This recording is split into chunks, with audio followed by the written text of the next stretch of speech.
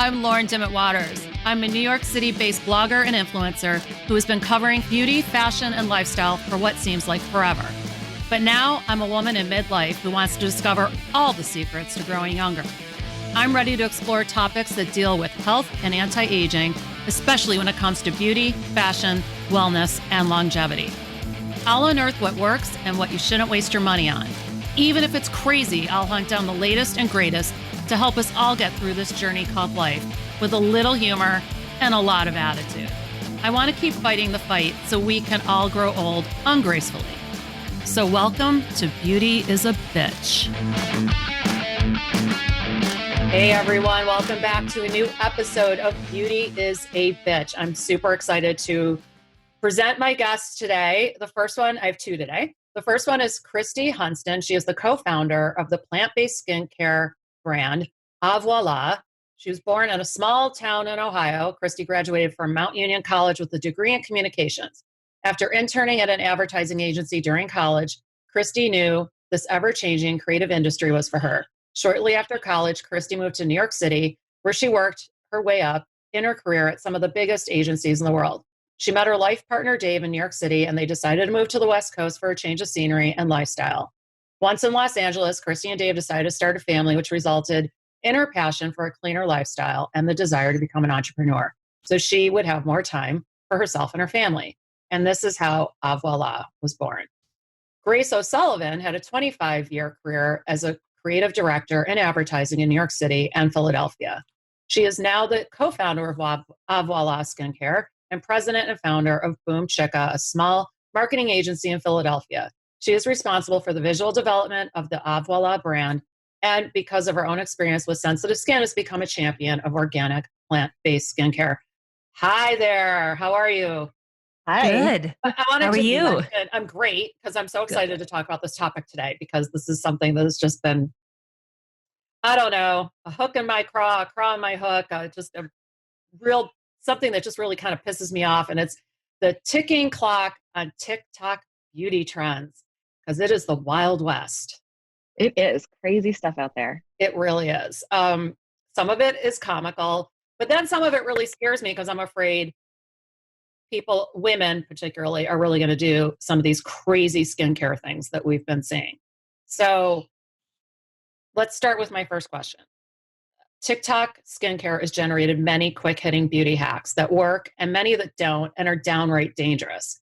Can you each name two trends that are actually worth trying? Who wants to start? Sure. Yeah, I can start. Okay, first of great. all, this is a great topic, and it's really important because when you talk about your skin, it's not someplace that you really want to take chances, I would think. But one of the trends that I use and I love is double cleansing, because I think that when you cleanse your skin first with it's usually an oil-based cleanser, right? You have, if you're wearing makeup, especially that's oil-based, you're going to want to use an oil-based cleanser to kind of lift all the grime up, lift all the makeup up. And then you can use I use a gentle cleanser to really take the rest of the grime off. This way you're really making sure that everything is, all those nasties are kind of off your face. I agree with that. So I would say that's a go. As long as you're using the right products for you, that's a go. Christy, do you have one? I absolutely do. I have been loving some face yoga, right? We do yoga for our bodies, but most people don't think about really exercising and massaging those muscles in our face as well. So it does a couple of things. It increases the blood flow and circulation, which helps with the appearance of the skin, the lymphatic movement in the skin as well. Like I get a little bit puffy around my neck area, especially if I've been traveling or maybe I haven't been eating as well as I like to. And just doing some massage around my jawbone, in my neck, really releases that puffiness. So that's one of my favorite things to do. Yeah, and they're fun to watch. Yes, they are. And silly. You can get really silly and fun with, sticking out your tongue and making roaring noises, all of that good stuff. So it can be kind of like meditation mixed in with it a little bit. Absolutely.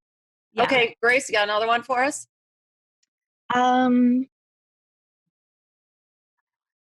No? Anybody? Okay, you just. I got one. I got one. Another one, Christy. Well, so this one is similar to the face yoga, but it involves a tool. So it's ice rolling. Have you heard of this? Yes, I have, but explain it. Yes. So basically, you can use a cold gua sha tool or an actual ice roller that you put in your refrigerator. So it's nice and chilled. And this is something you work around your face muscles as well. Also helps with circulation, blood flow, relieving tension. Maybe you've just had a procedure at the dermatologist's office. This would be a great thing to do after that procedure to help your skin really heal. So I can get really behind the idea of ice rolling and face yoga because you're just using your own touch for the most part to improve the appearance of your skin. I used to have one of those ice rollers in my freezer, and come to think of it, I think my husband got rid of it. Yeah. I haven't seen it in a while. You're like, what is this? I think I know. maybe this I doesn't don't belong understand here. what this is, so it's going in the garbage. Yeah. As the age-old saying goes, don't always copy what you see on the internet. Can you tell us what's so dangerous about, I'm going to list a couple of popular trends, okay? Let's first talk about slugging. And let's explain. Let's talk about slugging. Yeah, Grace, do you want to just explain what slugging is in case the listeners don't know what it is? I mean, first of all, the name, right? The name comes from actually using slugs on your face. So right from the get-go, it's probably not something you want to try. Right. But it's gotten a lot of attention. And, in the way it's used now is with an occlusive, like a Vaseline or something that's very thick, that is applied to the skin after cleansing, and you sleep with it. So you're basically clogging your pores in the hope of moisture not coming out of your skin. So being more moisturized. So making a seal, like a seal. Making a seal, right. Yes. Mm-hmm. But there are so many better ways to do this. And so with so many better ingredients that I don't understand why it's such a big trend. It doesn't seem to make sense. I saw actually a plastic surgeon that I know talk about it actually on Reels yesterday, as a matter of fact. And he said he didn't seem to mind it if you put it on over your skincare, like to seal it in, and especially around the eye area. But he did say that if you start to see, that you're getting clogged pores, whiteheads, clogged pores, clogged pores, to obviously stop doing it. But I think for me, it's about the ingredient itself, right? This is, it's a petroleum jelly is what they're using a lot. And yes, the idea of putting it on after your skincare products so that your skincare products seep in your skin makes sense. But face oils are a much better way of doing this, right? Exactly. It's also going to trap your treatment, your skincare, so that it goes deeper into your skin. But it's also giving your skin good ingredients, so good vitamins, good minerals. Are you saying then instead of slugging with a petroleum jelly, some people use Aquaphor, something like a thick ointment like that, to use an oil instead? So like put your skincare on and then put an oil on. And put a good quality oil on. Got it. And that's going to give you similar results. And it's just much better for your skin. That's what I do. That's right. The benefit and the beauty of a face oil is it really locks in that moisture. So if you're using a face oil that has a lot of nutrients in it, you're not only locking in that good stuff you've already put on your skin, but you're feeding your skin as well. And so we can get behind that. Well, so what the conclusion is that slugging, I hate the term, it sounds so weird, is not bad if you use an oil. If you're going to use a Vaseline or an Aquaphor, don't. Because and maybe don't call it slugging. And don't call it slugging. Let's call it finishing off with an oil. Okay. Yes. And making sure that okay, so here's another disturbing trend. Using baking soda and do-it-yourself masks. Now, I know during the pandemic, women were making their own masks, and I was horrified by some of the stuff that I saw, like women putting lemon juice, any citrus. I'm like, oh my God, do not put that on your face. Do not, if you want to do that, I'm use honey, use avocado, use a little oatmeal, but that's it. Right. Personally, I use baking soda to clean my kitchen appliances. So why would you put that on your face? Right. Exactly. Okay. So discuss why using baking soda is bad and to do it And yourself? so a lot of people have used it because it has an abrasive nature. So they feel like it's going to be a physical exfoliant. And so that's the logic behind doing it. The reason why it's not a great idea is because the pH of baking soda is too high for the skin. So it could potentially burn or irritate the skin depending on how much water you mix with it or what other things you're mixing with it. I was reading a lot of people mix lemon juice with baking Oh soda my and God. water and use that as a mask, right? So you're just Ugh. likely going to irritate your skin instead of getting that nice exfoliation that you might be looking for. There are better things to use for that. It's like pouring acid on your face. Exactly. Ugh. Right. And if you do that, you want to go to the dermatologist, right? Like you Correct. want a professional to Right. give you that peel. Right. Right. And acids are not necessarily a bad thing, but they're good acids that you can put on your face. Correct. Obvious. Yes, there are, but I would want it like to be a product that I buy, not a lemon that I take out of my refrigerator. You know, Exactly. and you want to get the proportions right. I mean, like that's too scary. How about then like coffee grounds? I'm seeing people using coffee grounds and scrubs. I personally, I mean, that's like ripping your face and your body apart. In my opinion, but what? Listen, it's these things are harsh for your skin. Your skin's an organ. It is something you don't want to mess with. Treat it with kindness. Treat I it agree. treat it well. It doesn't like to be challenged so much. And especially as we get older, it does not bounce back the Mhm. way it used to.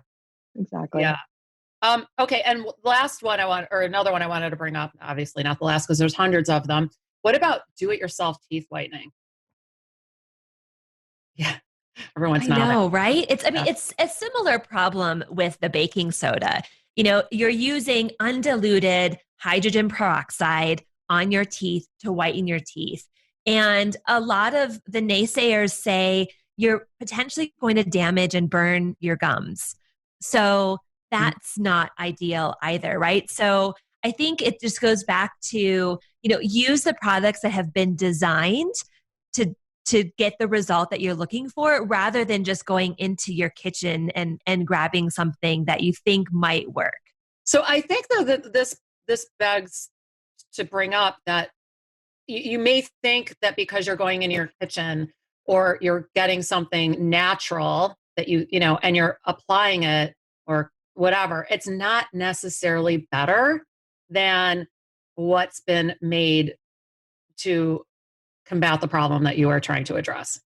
So sometimes chemicals aren't necessarily bad, and actually natural things can be very dangerous. I guess Mhm. that's kind of what I'm getting out of this. Yeah, they can be, and they can be very good, right? Right. It's doing your research, and research is more than just a TikTok trend, right? There's other things that you need to take into consideration and understand about. And one of the things that you mentioned was the balance, right? The balance of Right. that ingredient with other ingredients. We see baking soda in toothpaste, but does that mean it's good Correct. to use on Yeah. its own? Right. It doesn't. You would It hope doesn't. that It's they not the know same what thing. the proportions are, that they're correct instead of just guessing. Exactly. Yeah. I think you can really do some damage if you don't know what you're doing. Mhm. And I think that's what's so scary about TikTok is that we have a lot of non-experts, sharing stuff that they've done. Some of it's good, some is good, but like then there's like some ridiculous things, which I'll tell you. Like, oh my gosh, have I seen some crazy? Like, have you seen the woman applying the makeup instead of using like a makeup sponge or a brush, she used the back of a spoon. Yeah. That's crazy. Yeah. That's nuts. And like, why? Right. Why? What was the point? Yeah, and it's probably a look that you really don't want No. to have. Oh, my other favorite one. This is not for our age group by any means, but oh my gosh, did I get a laugh out of it? Because this was for real, I think. I saw a young woman use red lipstick and like contour her face with red lipstick. And then she applied, I don't know, to me about a year's worth of foundation on top of it. And then Wow. she blended in such a way that the lipstick kind of came through underneath the foundation. And it ended up looking okay, but it was the craziest thing I've ever seen. And I'm like, but you're wearing about an inch of makeup on your face. talk Yeah. about the need to double cleanse, right? Yeah, Like that person needed to like quadruple cleanse. It was yeah. crazy. After she used And a spatula to get it off. Yeah. yeah, and maybe it's that we're older, this is our age, but it's for me, it's over the years, it's become about being simple, right? How can I be simple with my skincare and simple with my makeup Yeah. instead of making it more work for myself? Oh yeah. And your skin can't breathe if you're Your putting all skin that. can't breathe. Right. It's an organ that needs like air. You know. Hmm. I thought some of the craziest stuff. Okay, so how did do-it-yourself makeup microneedling become a trend? Does it actually have lasting effects, and are the risks worth the rewards? Like that kind of freaks me out. Sticking a needling machine in your face or an apparatus. Usually, it's like a roller. Usually, is what I've been saying. So let's talk about that. Yeah, I really think it became a trend because people were able to buy a tool online very inexpensively, right? So you can go onto Amazon, and if you put in microneedle tool, you'll Mhm. find something as cheap as $10 and as expensive as, maybe 300 if it has some kind of electronic component to it. So I think the idea feels right to people because they can buy something online that they can use to do the technique themselves. But, you know, I that's one thing that I absolutely would go to a professional to have done, because you need a sterile workplace. Your skin needs to be treated and cleaned properly prior to the technique being done. And I think the only way to probably see any result is to have a professional do it with a tool that is highly designed to do it. Yeah, I agree. But Grace, do you have anything to add to that? Or Yeah, I mean, this is a trend that you don't want to try at home. You just don't want to take a chance. This is for the professionals, a controlled environment. You don't want to risk getting an infection and just making things worse. I just don't think it's worth it. it's funny. I was sent one a couple of years ago, uh, by a brand that's I respect, and I just didn't like. I didn't like the way if when something feels like I shouldn't be doing it, I listen to that voice in my head. So, Mm-hmm. you know what I mean? Like, I was like, I don't like the way this feels, and thinking like, it's really poking needles into my face the right thing? I didn't I think that's good try it. advice. Yeah. I think I that's think good advice. If it's I, something you don't feel like it doesn't feel quite right, probably a good thing to stay away from. yeah, listen to your gut. Yeah. Mhm. Okay. Yeah. What are the long-term negative effects? Oh, this is a good one. Of oh, I love this one. This is one that I've been seeing a lot lately. Ready for this one? Sunscreen contouring. And can you explain what that is? I know.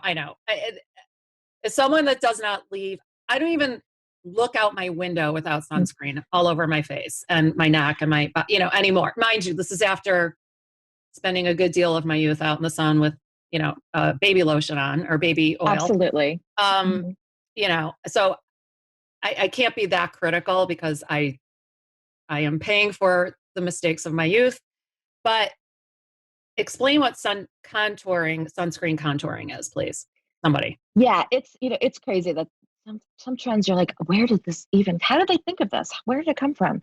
Everyone understands, I believe, about contouring, right? Contouring is when you highlight certain areas of your face with makeup, darker, lighter, to bring out the natural, make it seem natural, make these highlights seem natural. So the idea of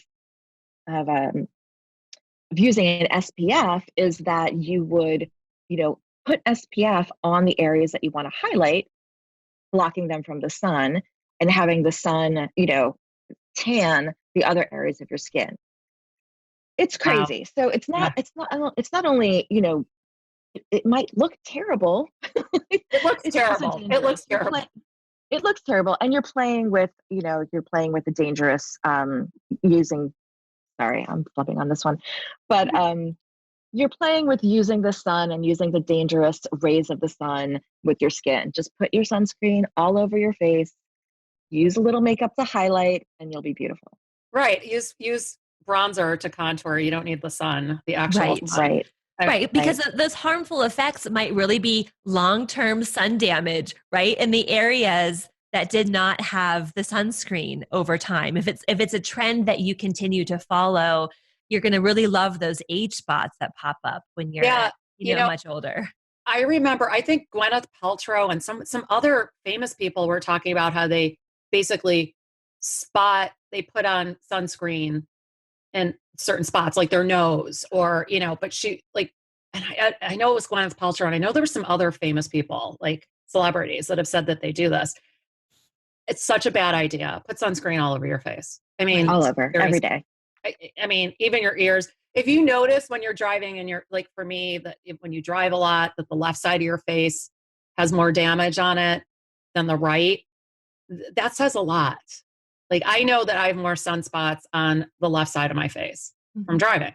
Isn't that crazy? It's crazy. It's crazy. And by the way, I'd say for the past 20 years, I really wear SPF every single day. And I don't get it from my makeup. I mean, I put an actual SPF on, because that's the best way.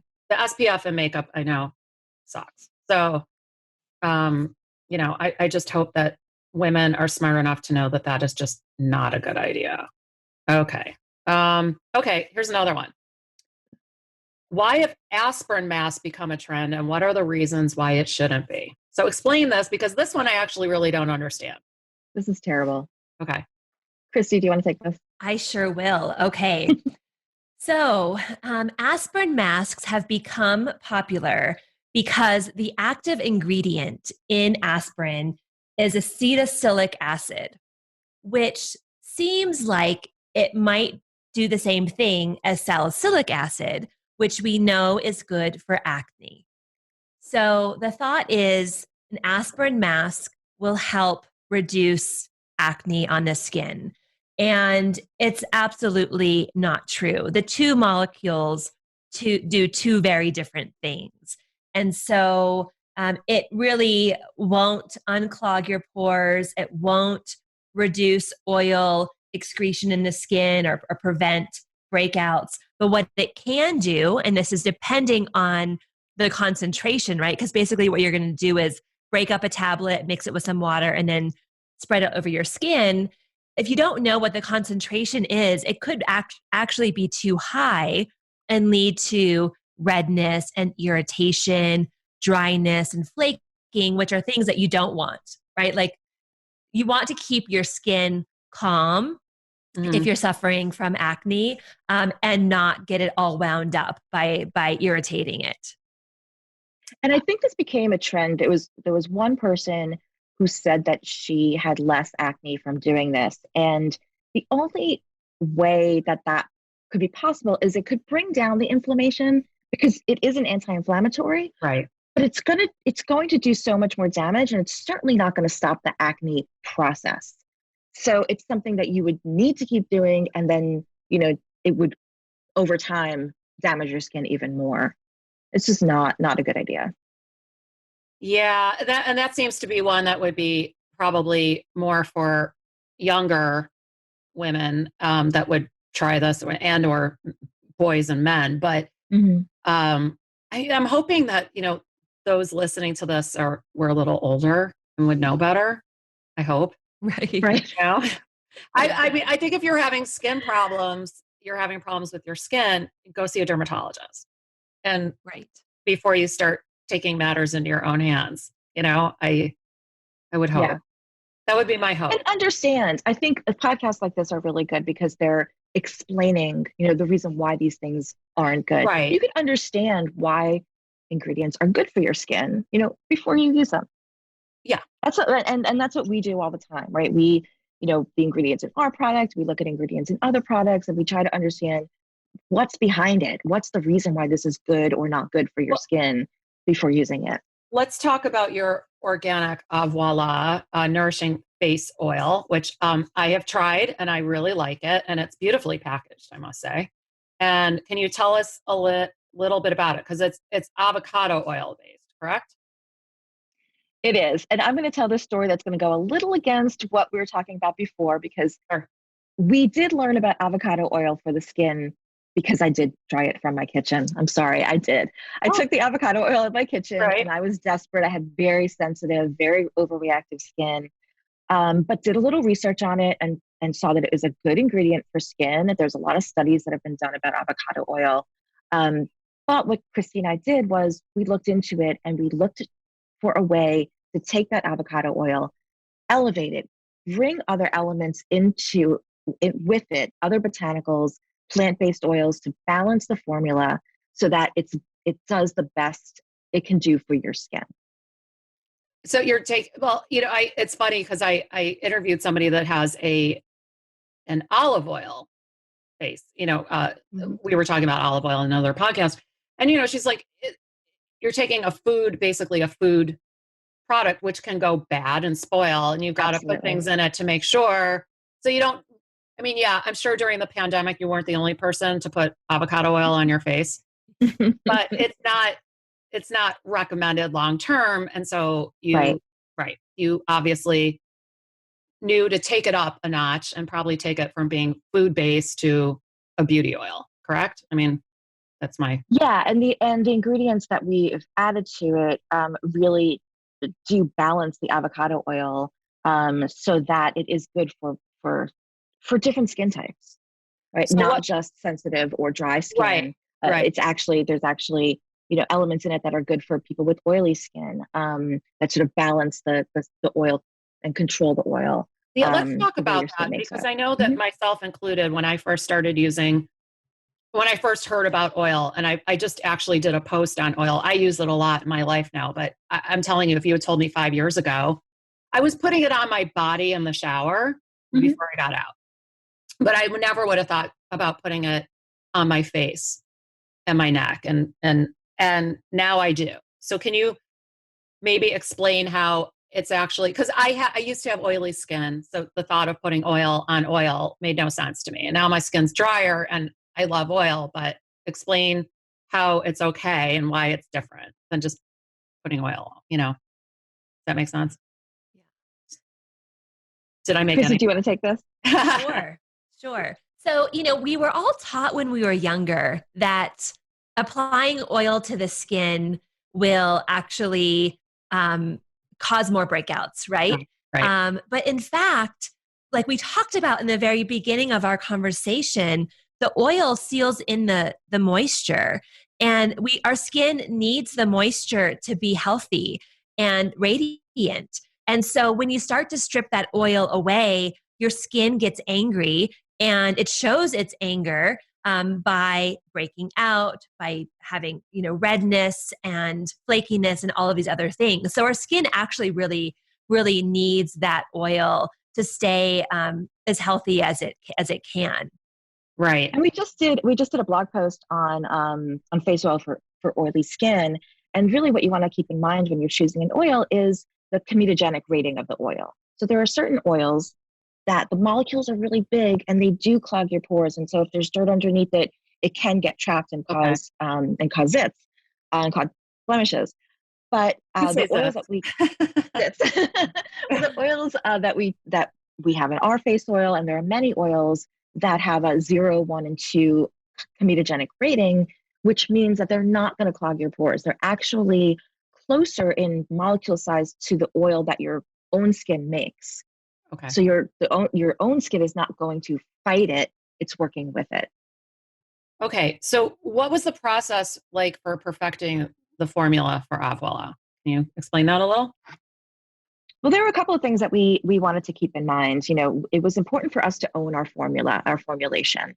So we worked with a formulator to get to where we are now. It had to feel light. It couldn't feel heavy. It had to have a good balance of oils that were good for your skin. Every ingredient in it needed to do something good for your skin. And I think the last thing for us was that it had to smell good. It had to feel good to use, right? Because I want to love my skincare. I want to love using it. And so that was the final element that we really felt strongly about. Yeah, it's got a great scent. And we didn't start out with the scent profile that we ended up with. And that was actually the component that we played with the most. When we first set out to create the product, we decided we weren't going to add any essential oils to the product because they're controversial. Yes, and they're controversial because for some people with very sensitive skin, depending on the percentage of essential oil in the product, they might have a reaction to it. So we wanted to stay away from that. But then when we got our first couple of samples and we experienced the scent, we knew we had to add some light essential oils at a very small percentage so people wouldn't actually have that kind of sensitive experience with the oil, but they would in fact enjoy inhaling the scent. It would have a calming, relaxing effect on them as they're applying the product. Yeah, I smelled geranium, a little bit of geranium. I know, when I know that was one I picked up quickly because I like geranium. But yes, there's a little citrus, a little vetiver, and a little geranium. Exactly. Yep, I knew it. Yeah, geranium is one of my favorite essential oils, so that's why I was that's like, great. Yeah, smell that. And I think the thing about essential oils to remember too is depending on where they come from, right? The source. It's got to be coming from a really good quality source. Otherwise, it really could harm your skin. So it's not something to play with, but it's something that if it's in a good quality oil or product, it's going to be okay for your skin. It's funny. I had read I forgot where, but I used to have like a diffuser by my bed, and I put drops, in the diffuser, and I was noticing like my skin was not happy. And then I read like you're diffusing droplets of that into the air and it's getting on your skin. Yeah. And so I've stopped doing that. Like no more diffuser for me. I still, I find another way to like heat the oil a little bit. But, and I have one in my, like a little diffuser thing in my car. Like I put in what used to be the lighter area. And that seems to work. Okay. Another question. If Avoila had a billboard, what would you put on it? I'm going to leave this to the creative director. Okay. No pressure, Well, Grace. it's what we say about it is that every drop brings you closer to skin that you love. And it's true. And it's true every day. Every time I use it, and we're big fans. Obviously, it's our product, but I'm a huge fan. I use it all the time, everywhere. But every drop that you use is going to do something good for your skin. It's so good for your skin. So every drop brings you closer to skin that you love. Oh, okay. That was easy. Okay. And then what is one beauty product outside of your skin oil that you use regularly? Each of you. Christy, you going first? Oh, I'm thinking about what it is. I love a cleansing balm. I love the Dame cleansing balm. It just has a rich, thick texture, especially living in Utah in the winter. Like my skin just really loves this thick balm that I massage into my skin, so it's kind of getting a little bit of that like face yoga, face massage effect, and then taking a warm washcloth and like really wiping it off before I then apply Avoila. I feel like I've double oiled, right? I've kind of I'm adding some extra moisture that way. I found a that's funny. I've discovered a balm as well, a cleansing balm that I really like, and during the winter, and it's been great. I don't know. I don't think it's something I would use in the summer because I'm in New York. Yeah. I want something a little lighter maybe to cleanse with, but I agree. Try the Wander Beauty has a good one too. Okay. I'll try it. It's new. Okay. How about you, Grace? I'm gonna go with a Target favorite for me. So I don't always use an eye cream, but sometimes I feel like I do. And I use the one from Honest. And it's got really good ingredients. And I find that if I use the eye cream and then use my Avoila to kind of seal it, it's a great combination. Ooh. So that's one of my favorites. I also like a good mud mask every once in a while. There's one from Kiehl's that I use. Yeah, I love Kiehl's. And, Honest is great. I mean, listen, there's nothing against buying skincare products and things. It's gotten so much better at mass retailers. Wow. I mean, just in the past, 10 years, it's night and day. Absolutely. So, there are good products out there. There are good, clean skincare products out there. Yes. You just have to look at the ingredient list. I think you should do that with everything, your food, everything. So absolutely. Okay. Anything else you two would like to add? before we wrap it up? This has been a great, I love talking about these crazy TikTok trends. I do. They're nuts. Yeah. I would just say, you can have fun watching some of these things, but before you try them, just do a little deeper research into what it is that you're going to do, just to make sure you're well informed. Right. Yeah. How about you, Grace? I think that's great advice. My 12-year-old looks at these skincare trends and she thinks they're super fun and wants to, play around with them. But you really have to know what you're doing, whether your skin is young or middle-aged or, older. It doesn't matter. It's be careful with the ingredients.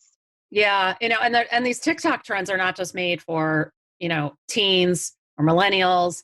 I mean, No. I'm seeing plenty of, women in midlife putting up some crazy stuff. So, I think use your discretion, right? Exactly. Okay. Well, thank you so much. I enjoyed this a lot. I hope you guys Thank you. had a good time. Thanks for being Yeah, it was here. great. This was fun. Thanks so much, Christy and Grace. We're going to wrap it up. If you've enjoyed this episode, please be sure to leave us a rating and review on Apple Podcasts. It really helps us out a lot. I have a new pro-aging podcast bi-weekly, so please contact Lauren at fountain30.com for sponsorship opportunities. Thanks everyone for listening. And if that little voice in your head says, this is weird, I don't think I should be doing it, listen to it. Take care, everyone. Until next time. Bye-bye.